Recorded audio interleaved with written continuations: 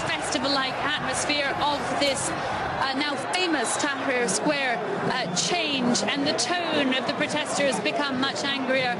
On the stage just next to me, they're shouting slogans, freedom, freedom, they've been chanting over the last few minutes. Another one is leave, leave, Hosni Mubarak. You hear it over and over again. And of course, these are slogans that we've heard for the last couple of weeks, but that have really reached a sort of new level of anger, of noise as well, really, over the last 24 hours because of the confusion of what's happening. Now, the latest is that we're hearing that some sort of declaration will be made by the presidency at some point this evening. Egyptian state television making that clear just a few moments ago, and that should tell us more.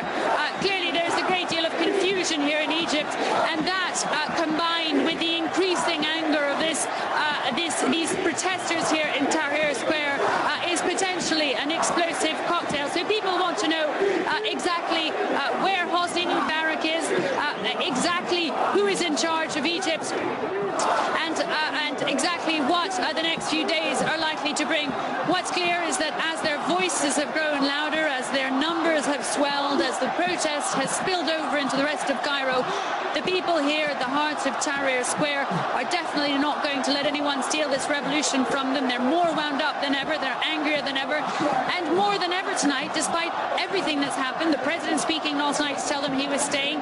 Omar Suleiman taking a big proportion of his power and therefore strengthening his own position. He's almost as hated as Hosni Mubarak here is now. And the army confirming this morning that they were in fact coming down on the side of the regime and guaranteeing the very timid steps towards reform that Hosni Mubarak outlined. All those things that seem to confirm a strengthening of the regime, and what the people here are saying is that actually we're getting stronger all the time, and at some point they're going to have to listen to us. And Melissa, we're hearing, according to state television, that Hosni Mubarak is to make an important statement shortly. Any idea on what he might say? Well, it's going to be very interesting to see what emerges from this. I mean, clearly, what do we know so far? We know that Hosni Mubarak intends to stay until the election. We know that he's transferred most of his powers to his president, as indeed the Egyptian constitution allows him to. But he remains in charge insofar as he remains the one who can request constitutional amendments. He remains the person who can dissolve both parliament and the cabinet. So in a sense, he remains very much in control. But the rest of the power goes to Omar Suleiman.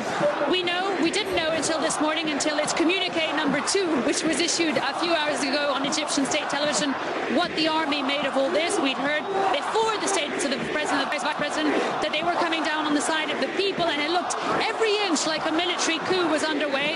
What we heard this morning was that in fact they were coming down on the side of the regime.